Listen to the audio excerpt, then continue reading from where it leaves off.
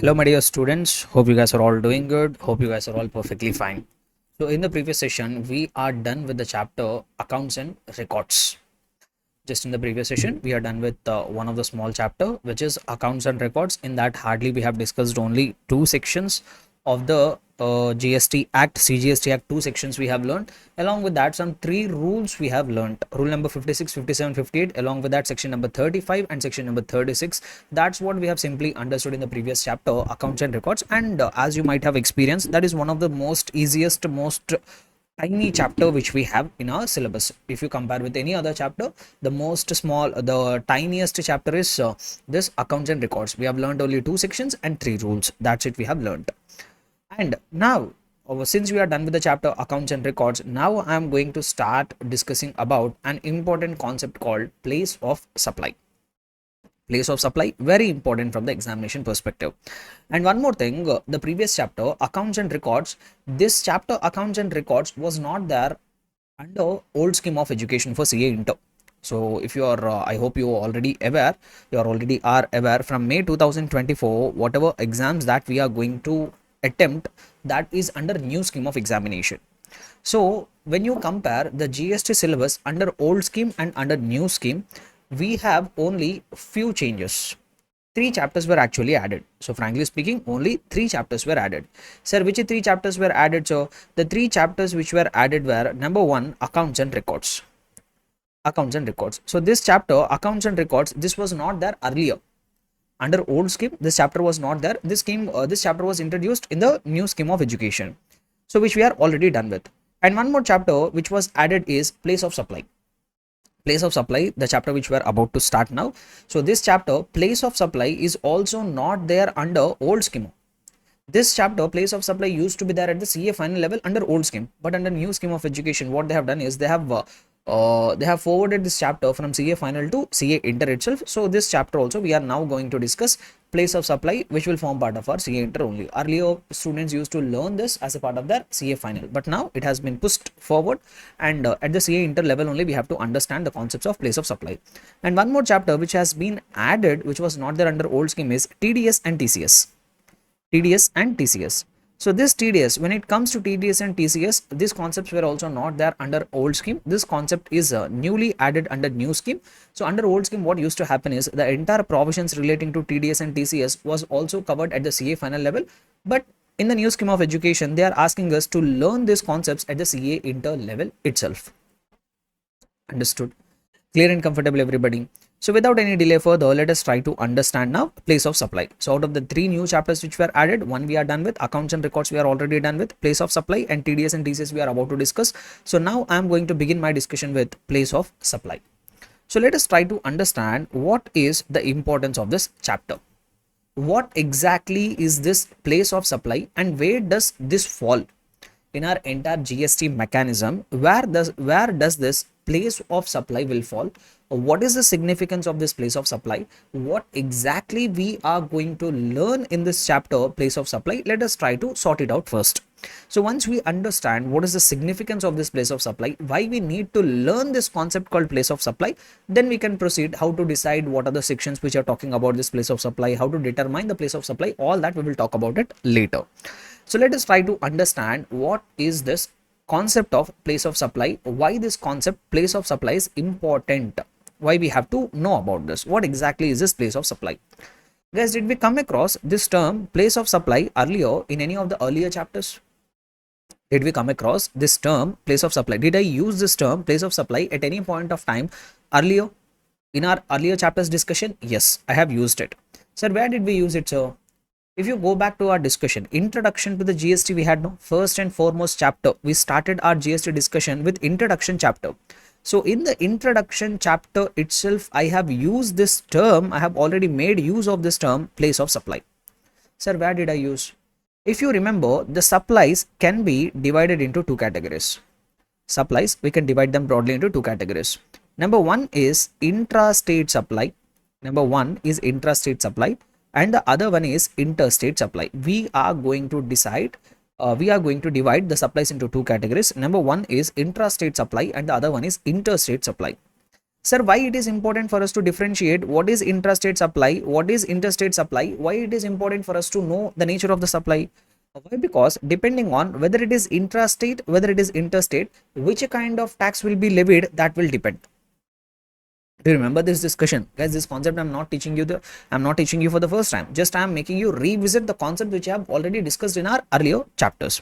So why, whether a supply is a intrastate supply, whether a supply is a interstate supply, depending on that, which tax has to be levied, that will be decided. If the supply is a intrastate supply, we are going to charge CGST and SGST. Both we are going to collect. However, if the supply is a interstate supply, we are going to collect IGST. We are going to collect IGST. This we have already discussed. So whether you have to collect CGST, SGST, or you have to collect IGST, that depends on whether the supply is an intrastate supply or the supply is an interstate supply. Depending upon the nature of the supply, what kind of tax you have to levy, that will depend. So now how to determine what is the definition of interstate supply, what is the definition of intrastate supply, what is the definition of interstate supply? In differentiating in the definitions of interstate and intrastate supply, the most important thing is place of supply. So I might have told you intrastate supply refers to those supplies where the location of supplier and place of supply, if they are in same state or if they are in same union territory, then we are going to call that supply as intrastate supply. So one of the most important factor in deciding whether a supply is a interstate supply or the supply is a intrastate supply, the most important factor in deciding that is place of supply. So if the location of the supplier and the place of supply both are falling within the same state or union territory, then we are going to call that as a intrastate supply. Then what will come? CGST, SGST will come. However, if the location of the supplier and the place of supply fall in different states or different union territories or in one state and union territory, in those cases that will become interstate supply. And in the case of interstate supply, on those supplies we are not going to collect separately CGST and SGST. We are going to collect one single tax, IGST, which is the combined rate of CGST and SGST. So take for example, if the location of the supplier is in AP government. However, if the place of supply is in Telangana, then here if you observe carefully, location of the supplier and place of the supply falls in two different states. Location of the supplier is in AP, place of supply is in Telangana. So now in this case, what is going to happen? This will become interstate supply, and on that supply what will be collected? IGST will be collected. Able to understand? However, assume that there is a supply happening, location of the supplier is in Tamil Nadu and the place of supply is in another union territory. Take for example, it is there in Daman and Dadra Nagar Haveli. Daman Dayu and Dadra Nagar Haveli. So in that union territory, place of supply is there. This also will fall under interstate supplies only. Location of the supplier is in one state, place of supply is in another union territory. This supply also will fall under interstate supply. On this supply also IGST will be collected. However, if the location of the supplier is Karnataka, if the place of supply is also Karnataka, then it becomes intrastate supply. On those supplies, on whatever supplies they have been made, on that what tax will be collected? CGST will be collected, equal rate of SGST also will be collected. So one of the most important factor in determining whether the supply is a intrastate supply or it is a interstate supply, the most important factor in deciding that is place of supply. Important factor in deciding that is place of supply. Sir, what is the place where the supply is taking place? What is the place where the supply is? What is the exact place where the supply is taking place? Or if I put it in other way around, if I put it in simple terms, where the supply is getting consumed ultimately. In simple terms, if it is not that simple, but if I put it in general terms, place of supply means where the supply is ultimately consumed. Why? Because GST is a destination based taxation. So that's why it is very important for us to know what will be place of supply. Sir, you are telling we need to know place of supply. It is very simple to decide. No, sir. Where the supply is taking place, where the services and goods are getting consumed, that is easy to determine. No. Why we need to have a separate chapter altogether? Why we need to have a chapter separately altogether a chapter called place of supply, where we are going to learn so many sections, so many rules we are going to discuss. We are going to have some full-fledged discussion, a lengthy discussion we are going to have regarding determination of place of supply. Sir, why sir? Place of supply is very easy to determine. No. Why do we need altogether different sections and separate rules for determining what is the exact place of supply? My dear friends, it is not that easy as it sounds. It is not that easy as it sounds.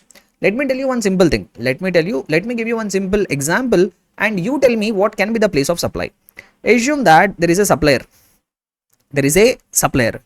He is located in Andhra Pradesh. Now, he sold the goods to another customer. The recipient, he sold the goods to another customer who is also in Andhra Pradesh. But these goods are ultimately delivered to Chennai. These goods are ultimately delivered to Chennai, to another person in Chennai. Now you tell me, what is the place of supply? What is the place of supply? Sounds confusing or not? I don't expect the answer from you. I'm not expecting answer from you. Why? Because this is something which I have to teach now. These are all rules I'm going to teach you now. I'm not expecting answer. Don't you think in this scenario it is a little bit confusing? Why? Because the person whoever has placed the order, he is located in AP, and a person whoever is there, wherever the goods are getting delivered, that location is in Tamil Nadu. If you say place of supply is Andhra Pradesh, then what will happen? Then it becomes a intra-state supply, and on that CGST and SGST will come. If you say no, since the goods are getting delivered to the Chennai location, place of supply will be Tamil Nadu, then it will become why? Because location of supplier is in AP. If you say place of supply is Tamil Nadu, then the location of supplier and place of supply is falling on two different states. Then it becomes interstate supply. On that IGST will come. So no, but here it is a confusion. Here we have a confusion. So here I am having a confusion. What will be my place of supply? The person placing the order is in AP. So shall I take place of supply as Andhra Pradesh, or shall I take place of supply where the goods are getting delivered, which is Tamil Nadu? How to decide place of supply? Here we start looking for guidance or not. Here we need guidance or not. Why? Because if there is no specific section talking about it, if there is no specific rule talking about it, everybody will make their own choices. I will say, so I will assume that I will imagine my place of supply will be AP and I will collect CGST and SGST. Someone else will come and say, no, my goods are getting delivered to Chennai location. My place of supply will be Tamil Nadu. I will collect IGST only. Now there is a difference of opinion or not? So we need uniformity. In taxation, we need uniformity. It should not be left to the choice of the taxpayers or common persons like you and me. So since it is one of the most confusing matter, so the act did not take any chance. They told, okay, you don't take your own decisions. We will give you rules. We will give you sections. We will tell you how to determine place of supply in all different circumstances. You please chup chap follow it. You please follow it. You don't make your own decision. We will give you rules. Follow those rules. We will give some sections. Follow those sections. That is where the place of supply will come into picture. Understood? And if you do comparative study also, when we do a comparison between goods and services, in case of goods, it is little bit easy to determine place of supply. In goods, it is little bit easy to determine the place of supply. But when it comes to services, no, determining place of supply is very, very complex. Very, very complex. In case of services, why? Because services are intangible. You don't have any tangible thing for services. So in case of services, determining place of supply is extremely difficult. There we need so much of guidance. Let me give you a few scenarios. So I am a chartered accountant. I filed a return. My client is in Bangalore. One day, a client from the Bangalore approached me and asked me to file the ITR. He did not come and physically see me. So he sent all the documents, all his salary statements, everything he has sent me over mail. I am sitting in my CA office at my Hyderabad location. While sitting in the Hyderabad location, I filed the IT return of this Bangalore employee. So I did not go to Bangalore. A person from Bangalore sent his information. I am sitting at my Hyderabad office and I filed his ITR. Now what is the place of supply? The place where I filed the return. Where did I file the return? The place where I filed the return is Hyderabad. Where my client is located? My client is located in Bangalore. Sir, what is the place of supply? Will my place of supply be Hyderabad or will my place of supply be Bangalore? If you say my place of supply is Hyderabad, then becomes intrastate supply. I have to collect CGST, SGST on my value of services. If you say no, client is located in the Bangalore location, then my place of supply will become Bangalore. Then that becomes an interstate supply. I have to collect IGST on my supplies. Sir, what is the place of supply? I don't expect an answer from you. Why? Because that is I'm about to teach. That is, I am about to teach. I don't expect an answer, but I want you to understand the confusions happening here, the confusion which will arise in practicality while determining the place of supply. Particularly in the case of services, it is extremely difficult. I will tell you one more scenario. Assume there is an advertisement company. There is some advertisement company. Let me put it this way. Here, there is an advertisement company. One day, one company came to me. Reliance Industries Limited company came to me. So I am advertisement company. They came to me and told, sir, you please display our advertisement. So they assume this is some television advertisement company. They told, sir, you please design a TV commercial for us. You have to run the advertisement for us. And this advertisement is getting played all over India. The company Reliance Industries Limited, which is located in Mumbai. Assume this advertisement company is located in Delhi. This company provided advertisement services to the Reliance Industries Limited, but that advertisement is getting played all over India. In each and every wherever television is there, all over India, across India, that advertisement is getting played. Then tell me what I should do. What will be my place of supply? Should the place of supply be Mumbai? Or if you say all over India, how to determine the place of supply for all over India, sir?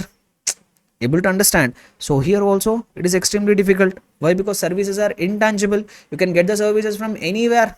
Or you take telecommunication services, telecom services. You have taken a Jio SIM. So Jio company is providing the telecom services for you. You initially bought the SIM in Andhra Pradesh. Then you traveled to Karnataka. There also you are using the Jio SIM. So there also you are getting service. From Karnataka you have traveled to Delhi. There also you will use the same SIM. So now see, the service is getting supplied at different places. Sir, in these cases, what will be the place of supply, sir?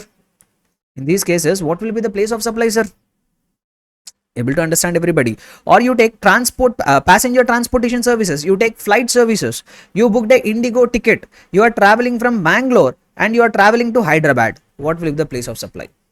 Will be the place of departure Bangalore, or it will be the place of arrival Hyderabad? What will be the place of supply, sir? So these kind of confusions, these kind of complexities are very higher when it comes to services. Why? Because services are very much intangible. So it becomes extremely difficult for us to determine what will be the place of supply in the case of services. So that's why the Act doesn't want to take any chance. The GST department doesn't want to take any chance. They told, we are not leaving anything to your decision, dear taxpayer. We will tell you some sections, we'll tell you some rules, follow that rules and sections. According to that rules and sections, you have to determine the place of supply. That's what the Act has told.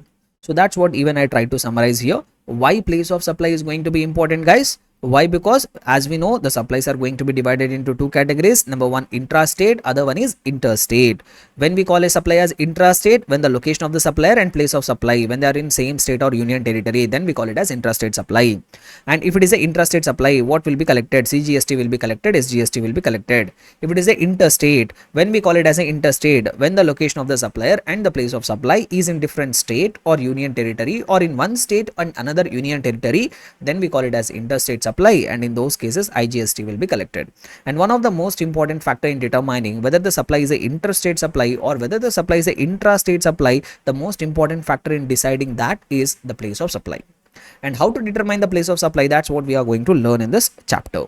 And one more note point I have given here: determining place of supply in case of services is complicated than determining place of supply in case of goods.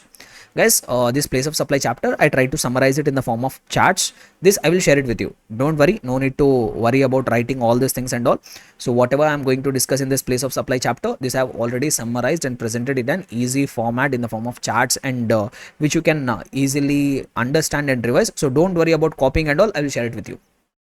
It's my responsibility to share it with you. So we understood why place of supply is important.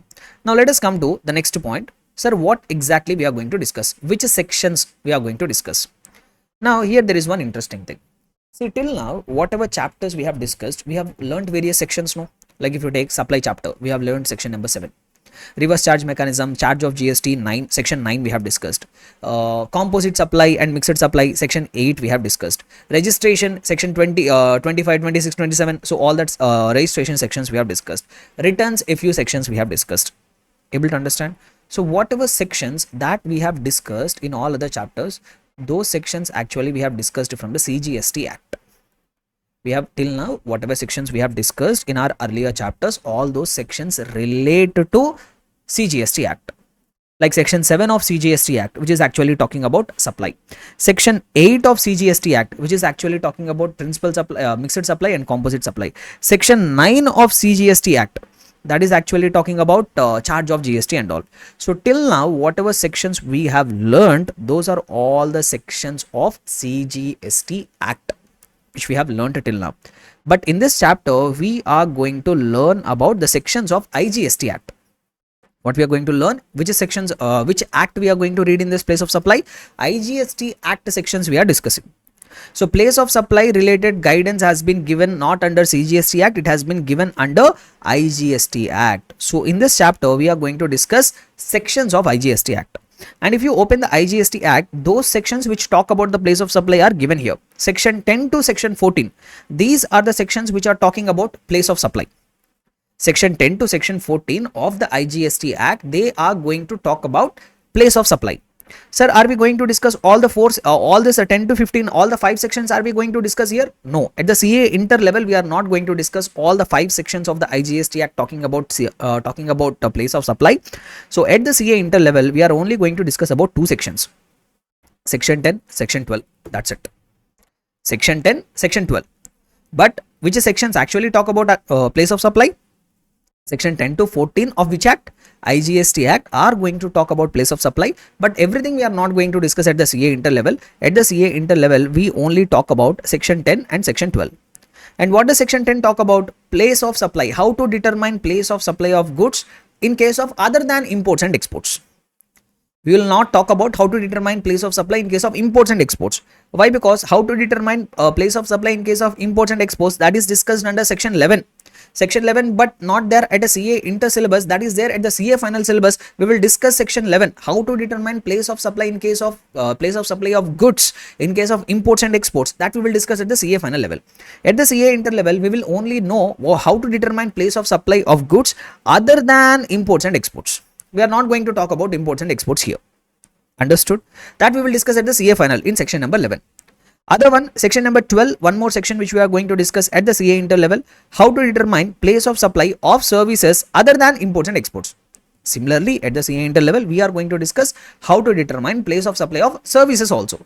But here also we are not going to talk about how to determine place of supply by import of services and export of services. That we are not going to talk at the CA inter level. That we will be talking at the CA final level, which is actually discussed under section number 13. Understood? So out of 5 sections which are talking about place of supply, only 2 sections we are going to discuss at the CA inter level. One is section 10, other one is section 12. Section 10 is talking about how to determine place of supply in case of goods, in case of supply of goods, that too other than imports and exports.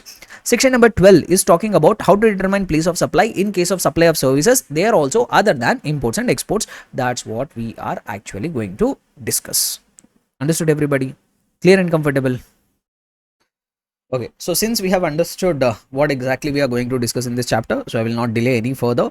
So first we will start discussing about section number 10. And as I've just now told, what does section number 10 talk about? Section number 10 talks about how to determine place of supply in case of supply of goods. Whenever the goods are getting supplied, in that case, how to determine place of supply. But as I've just now told, this section anyway doesn't talk about imports and exports. If it is a case of imports and exports, that is completely outside of the purview of section number 10. So in section number 10 also there are various sections we have, various subsections we have and clauses we have. Let us try to understand each and every one of them in a detailed manner. First, so 10 subsection 1 clause A, which is talking about how to determine place of supply when the supply is involving movement of the goods. How to determine place of supply in case if the supply involves movement of the goods. That means if you are making some supply and if the goods are required to be moved from one place to another place, in those cases, how you can determine place of supply. So actually 10 subsection 1 clause A says that in those cases of supplies where it involves movement of the goods, the place of supply will be location of the goods at the time at which the movement of the goods terminates. What they are telling? The movement, the location, the place of supply will be the location of that goods at the time at which the movement of the goods terminates. That means the place whenever that movement is coming to an end, that place will be determined as place of supply. Sir, what exactly they are trying to say? Let us try to understand with the help of one example. Guys, able to understand the provision? Provision is very simple. This is very basic provisions. As I've told, determining place of supply in the case of goods is very, very simple, damn simple. The complexities are all lying in the services. There we'll spend more time. Section 10 will wind it up quickly. Very simple one. So clause 1, sub clause A, what does that say? I assume that I'm a person. I'm a person located in Maharashtra. I'm a supplier. I'm a supplier located in Maharashtra state. Now there is another customer. I am the supplier. There is a recipient. Now he placed an order. For example, assume this person is there in Madhya Pradesh. This person is there in Madhya Pradesh. Now, this person told me, sir, I'm actually into the business of selling water bottles. I'm actually into the business of selling water bottles. This person placed an order with me. Sir, you please supply me 10,000 quantity of water bottles. You please supply me 10,000 quantity of water bottles. So this is a supply of goods which involves movement. The goods are required to be moved from this Maharashtra to the Madhya Pradesh. Now this movement can be caused by either the supplier or recipient. Anybody can cause the movement. That means either supplier might agree to deliver or the recipient himself might come and say, sir, I will only make the arrangements for delivery, whatever it is, but movement is required. Now these goods are required to be moved from Maharashtra to Madhya Pradesh. Now I am a supplier. I loaded all these goods on a truck. 10,000 quantity of water bottles I have loaded on this truck, and this truck is going to Madhya Pradesh recipient's premises. There the delivery comes to an end. There the movement comes to an end. That means movement is terminating. The place where the movement is getting terminated is Madhya Pradesh. Now the place of supply will be Madhya Pradesh. The place of supply will be determined as what? Madhya Pradesh. So the location of supplier is Maharashtra. Place of supply is Madhya Pradesh. Location of supplier and place of supply both are in two different states. That becomes an interstate supply. On that supply, IGST has to be collected. IGST has to be collected. Come on guys, everybody, repeat what I have told you till now.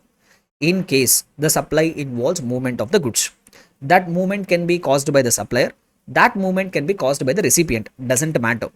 In those cases, what will be place of supply? They say that in those cases, the place of supply will be the location of the goods at the time at which the movement of the goods terminates for delivery. If I put it in simple terms, wherever the movement of the goods is coming to an end, at certain point of time, the movements of the goods will be stopped. No, that place will be determined as place of supply. Able to understand? So in order to understand this, we have a few examples for us to understand. So this provision just now I have read out. 10 subsection 1 clause A, supply involving movement of the goods. When the supply involves movement of the goods, whether by the supplier, that movement could be caused by supplier, or the movement could be caused by recipient or any other person, the place of supply of such goods shall be the location of the goods at the time at which the movement of the goods terminates. Very, very important, terminates. That means whenever the movement is ending, wherever the movement is ending, that place will be treated as place of supply. So here we have few examples. Let us try to understand. Babban Private Limited of Nasik, Maharashtra sells 10 refrigerators to Cheggan Private Limited of Pune. So if we try to understand, there is a supplier, there is a recipient.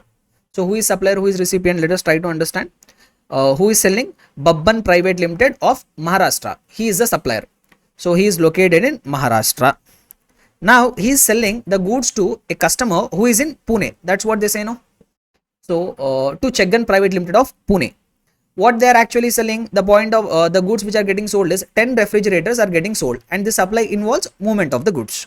Next, Maharashtra, for delivery of goods at the place of business of Cheggan Private Limited. That means where the goods are required to be delivered, the goods are required to be delivered at the place of business of Cheggan Private Limited, where in Pune.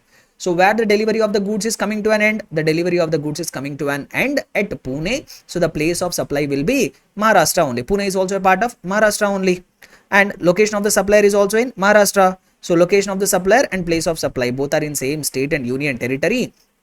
So one is located in Maharashtra, other one is Pune. Pune is also part of Maharashtra only. So since both are in same state, Maharashtra, that will be a intra-state supply. What will be collected? CGST will be collected, SGST will be collected on that supply. So we have one more example. Let us see. The same example they are telling. Babban Private Limited of Nashik. So here, next example what they are telling is the seller is located in Nashik, which is in Maharashtra. Next, he is selling 20 refrigerators to Dhakkan Private Limited of Ahmedabad. So now where is the recipient? The recipient is there in Ahmedabad. Ahmedabad is actually a place of Gujarat. Next what they are telling? Ahmedabad, Gujarat, for delivery at the place of business of Dakkan Private Limited in Ahmedabad. So where the goods are required to be delivered? The goods are required to be delivered at the place of business of this person in Ahmedabad. So when the delivery is coming to an end, where the movement is coming to an end? The movement is coming to an end in Ahmedabad, which is actually a part of Gujarat state. Now the place of supply will be Gujarat. Location of the supplier is in Nashik, which is Maharashtra. So since location of the supplier and place of the supply are falling under two different states, location of the supplier is Maharashtra, place of supply is Gujarat. Now this will be treated as interstate supply, and on this interstate supply, what will be collected? IGST will be collected. Able to understand everybody? Clear and comfortable? So that is what clause A says. Come on, everybody repeat. What we have learned till now in section 10? Only one clause we have learned. What does that say? How to determine place of supply in case of goods which involves movement. In those cases, the place of supply will be the location of the goods at the time when the movement is terminating. Nothing but, if I put it in other way around, wherever the delivery is happening, the place where the movement of the goods is coming to an end, that will be treated as place of supply, and accordingly we will decide whether it will be an interstate supply or intrastate supply. Understood everybody? So this is what 10 subsection 1 clause A says. Now let us come to 10 subsection 1 clause B.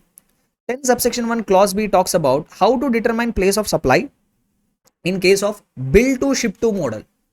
Did you remember bill to ship to model? Did I explain you this earlier? Yes, we have come across this earlier. Sir, what is bill to ship to model? Assume that there is a person, Mr. A. He is a supplier. Now there is another customer, Mr. B. He placed an order for Mr. A. He placed an order. Sir, you please send me 10,000 quantity of some goods. 10,000 quantity of goods. But before it can be dispatched, before it is actually delivered, what actually happened is, initially Mr. B placed an order with Mr. A to deliver 10,000 quantity of stock with Mr. B. Okay. But before actually deliver happens, what actually happened is, there is another person, Mr. C. He placed an order with Mr. B. Sir, I want to buy 10,000 quantity from you. So now what Mr. B has told to Mr. A is, boss, I have placed an order for 10,000 quantity with you. No, you don't deliver it to me. You deliver it directly to Mr. C. You deliver it directly to Mr. C. So I am actually billing. I will give invoice to Mr. B. I am billing to Mr. B. I am a supplier. I will bill to Mr. B, whereas I am shipping the goods to Mr. C. So this is what we call it as bill to ship to model. Bill to ship to. So this person is placing the order. He is a customer. He is placing the order. He asked me to deliver the goods to some other person.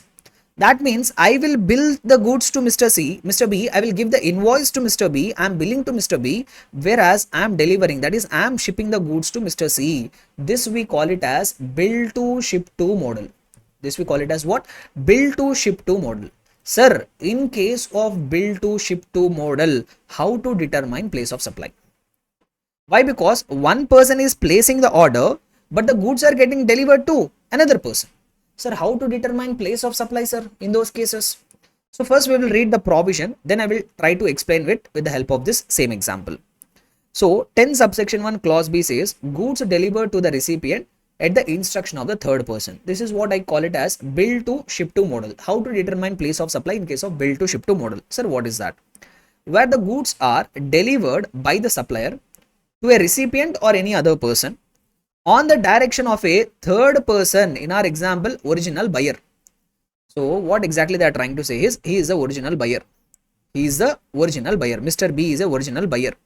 But on instruction of this original buyer, the supplier is giving the goods to some another recipient. Here Mr. C is a recipient. Who is original buyer? Mr. B is the original buyer.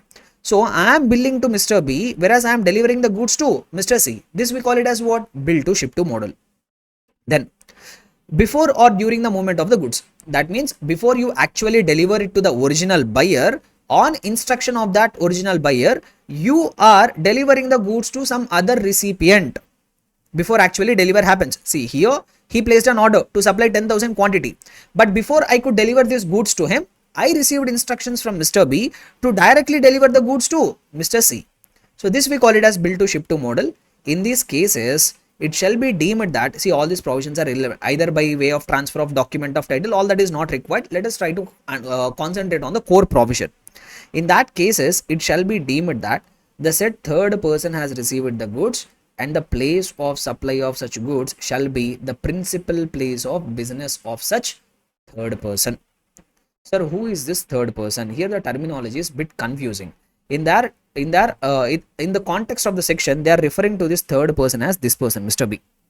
Why? Because recipient we are calling him as Mr. C. Supplier is Mr. A. This original buyer, whoever is there, no, Mr. B, this person is referred to as third person. Okay. So ignore all the terminology whatever has been used in the section.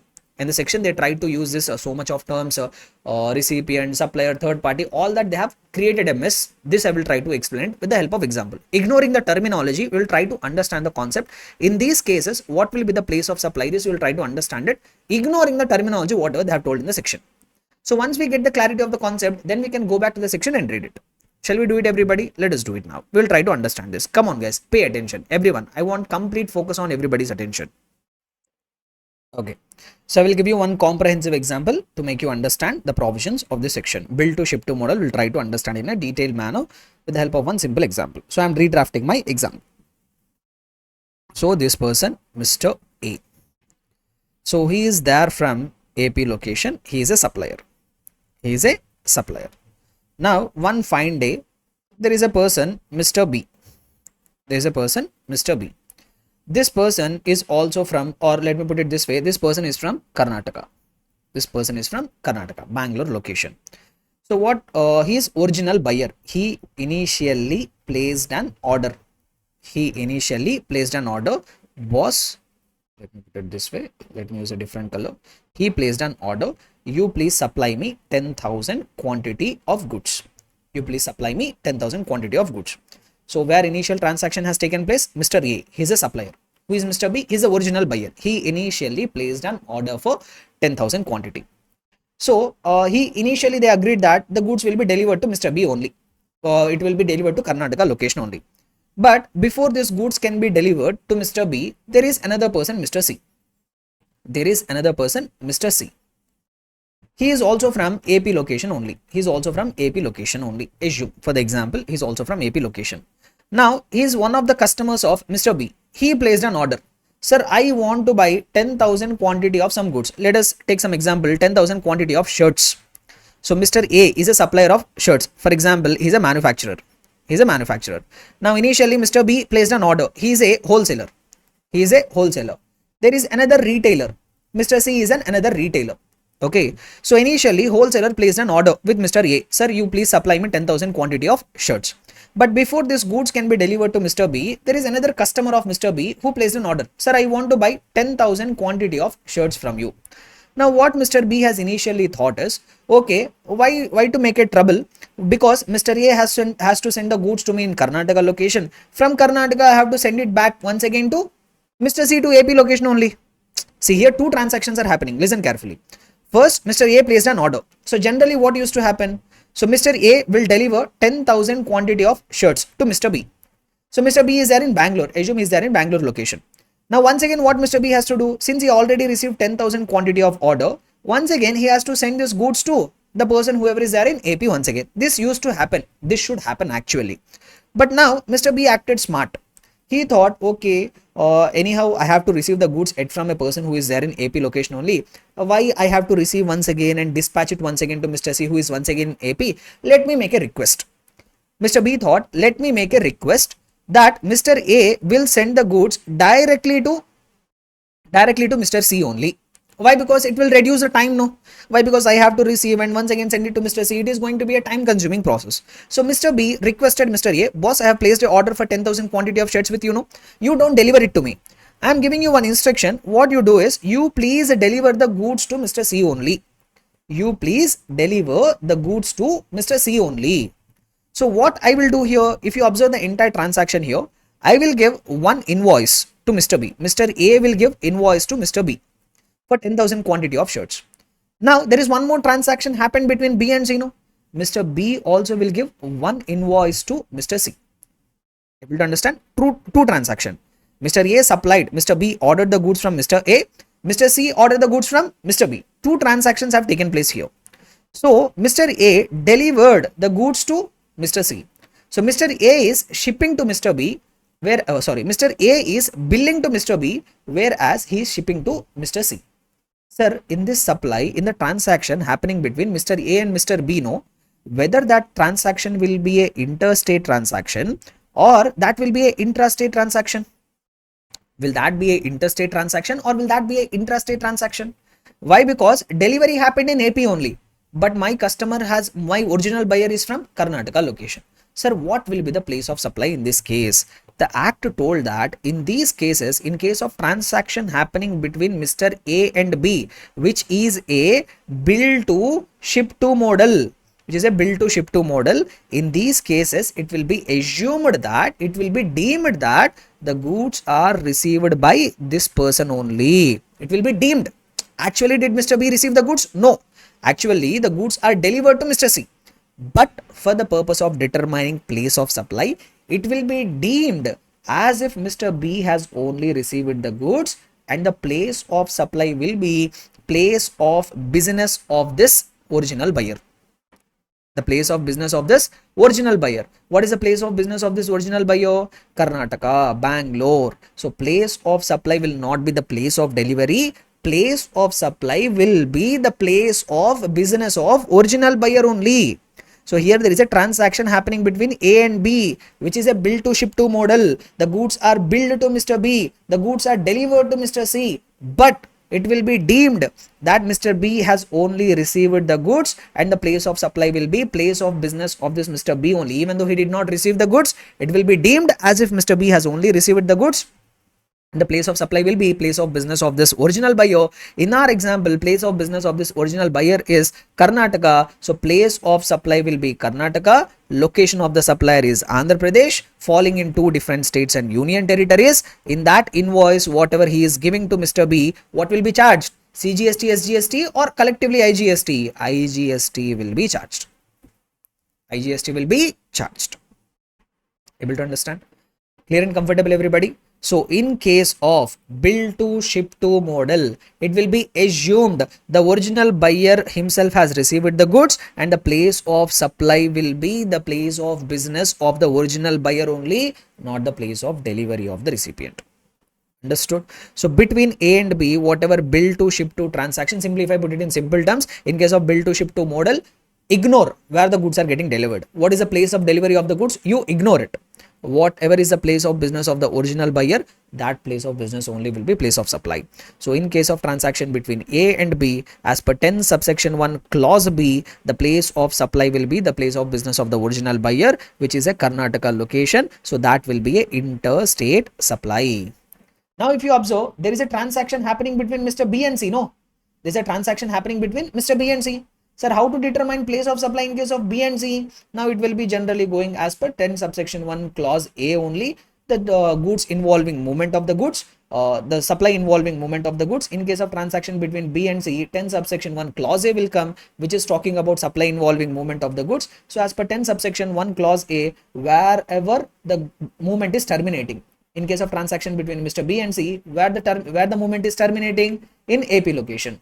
So in case of transaction between B and C, 10 subsection 1 clause A will come, the place wherever the movement of the goods is getting terminated, that is in AP location only the movement of the goods is getting terminated. Here place of supply will be AP, but B, supplier, for transaction between B and C, what is the supply? What is the location of the supplier here?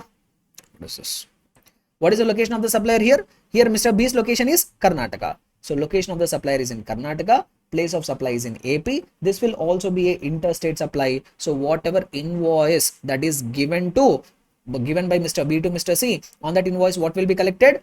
IGST only will be collected. Why? Because that is also interstate supply. Able to understand? Clear and comfortable, everybody? So one thing, come on everybody, participate along with me. In case of bill to ship to transaction, the place of supply will be the place of business of original buyer only. So let us try to solve some examples for this.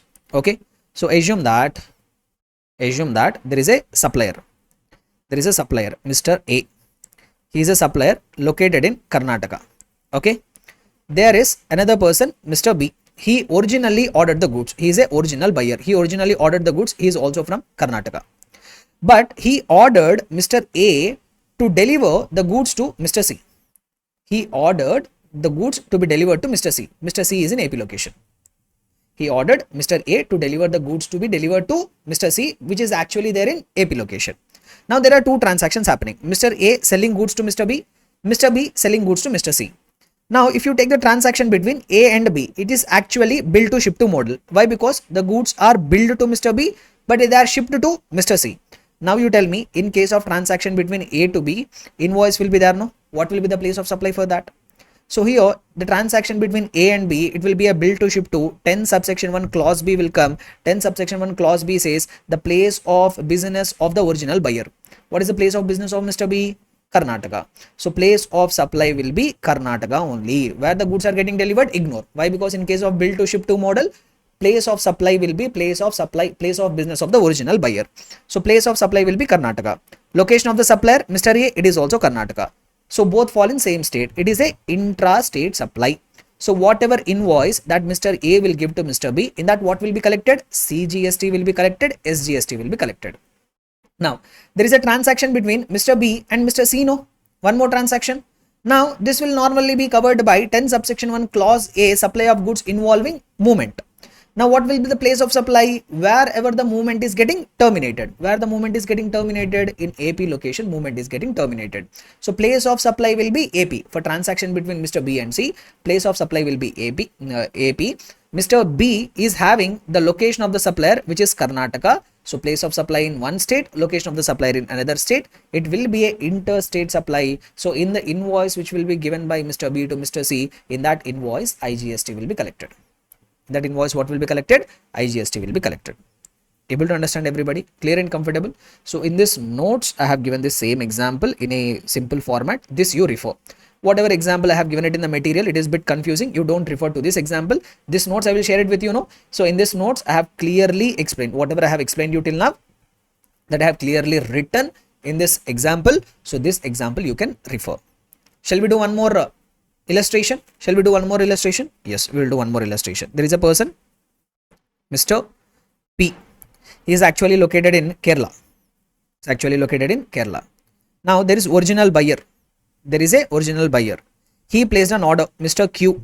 He is there in Karnataka. He placed an order with whom? With Mr. P. Okay. But Mr. Q ordered Mr. P to deliver the goods to his another customer, who is Mr. R, who is actually located in Tamil Nadu. So two transactions are happening here. Mr. P will give the invoice to Mr. Q. Mr. Q will give the invoice to Mr. R. Now let us determine place of transaction, place of supply, which is happening between in case of transaction between Mr. P and Mr. Q. So you tell me location of the supplier. What is that? Kerala. Mr. P is located in Kerala. What will be the place of supply in case of bill to ship to model? The place of business of original buyer. What is the place of business of Mr. Q? Karnataka. So place of supply in case of transaction between Mr. P and Mr. Q, which is a bill to ship to model, place of supply is Karnataka. So since the place of supply is Karnataka, location of the supplier is Kerala, that will be a interstate supply. Why? Because location of supplier, place of supply is falling in two different states. So the place of supply will be Karnataka. It will be an interstate supply. In the invoice which Mr. P will give to Mr. Q, what he will collect? He will collect IGST. Now let us talk about transaction between Mr. Q and Mr. R.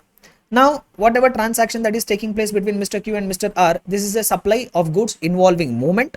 Now, 10 subsection 1 clause A will come, which is telling in case of 10 subsection 1 clause A, which is talking about place of supply which involves movement of the goods. They say that place of supply will be the place at which the movement terminates. Where the movement is terminating? In Tamil Nadu, the movement is terminating. So the place of supply for transaction between Mr. Q and Mr. R is Tamil Nadu. Whereas location of supplier Mr. Q is Karnataka. Here also it is falling under two different states. Location of the supplier is Karnataka. Place of supply is in Tamil Nadu, falling in two different states. That is also an interstate supply. In the invoice which will be given by Mr. Q to Mr. R, what will be collected? IGST will be collected.